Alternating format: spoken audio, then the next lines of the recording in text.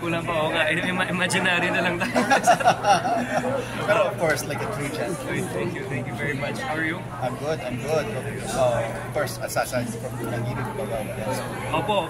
Medyo absent tayo the past 2 weeks sa unang hirit kasi marami pa ibang mga trabaho. But I'll be back next week. We've been in Davao yesterday, Davao again tomorrow, and marami mga activities.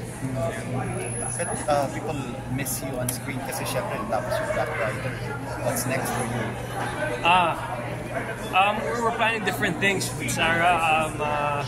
We'll see next year. We're planning different things for next year. But tuloy-tuloy pa rin sa ABS Public Affairs. We do unang hirit almost every day.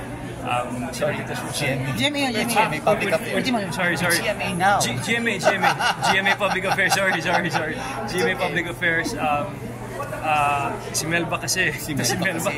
Bata pa ako, kasama ko lang ito sa ABS. Okay. So with GMA Public Affairs, of course, walang hirit and we're planning other things in the future. So exciting. Nagulat si Ma'am lumaki yung bibig niya. How's your friendship with the other co-hosts of unang hirit? Okay. Sila, Tita Susan, si Boss Igan, si Boss Ivan, sila lahat. It's very nice to spend time with them in the morning dahil marami akong natutunan. Sa ABS, mga artista ang kasama ko. Dito sa GMA, marami mga news anchors, journalists, public affairs naman kasama ko dito. Kamusta naman kayo sa Sarah right now? Ang daming nasusuitan sa inyo, no? Kasi buong yung suporta mo lagi kay Sarah sa mga concerts. Nakita mo naman kami, Melba, nung bata pa kami. So, okay naman si Sarah, okay lahat. How's the relationship? Ano yung sekreto ng isang matatag at masayang relasyon? Communication, pag-ibig. Yun lang ba na, ang dami kasi dumaang mga person. Marami syempre ups and downs, but constant communication at pag-ibig yun yung pinaka-importante. How you will describe that 2 years ba, 3 years na kayong magkasama? 4 years kasal. 4 years. Paano mo describe yung 4 na taon na pagiging kasal kay Sarah? Marriage is the best thing in life.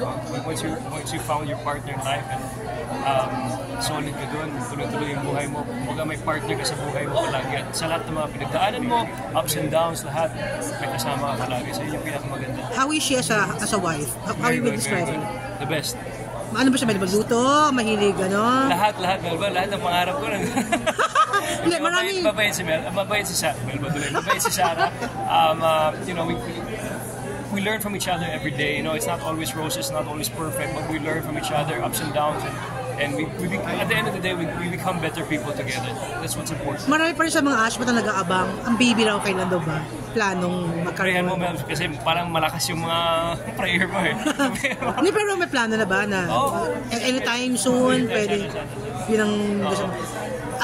Alam ko na ayos yung problema ni Sarah with Mami Divine. Nakita na ba kayo ni Mami Divine? How's your... Text tayo mamaya. Sabihin sa Ha? Text kita mamaya. Text mo ako mamaya? Text kita. Tignan mo yung powers ko dahil sa'yo. Sinabi ko ABS na ko sa Jimmy. Kasalanan. Teka lang, Christmas plan. Christmas plan. Ano plano mo sa Christmas? Christmas plan. Dito lang sa Pilipinas. Dito lang. Abante muna ako dahil yung powers ko tumagal. Uy, pabati muna!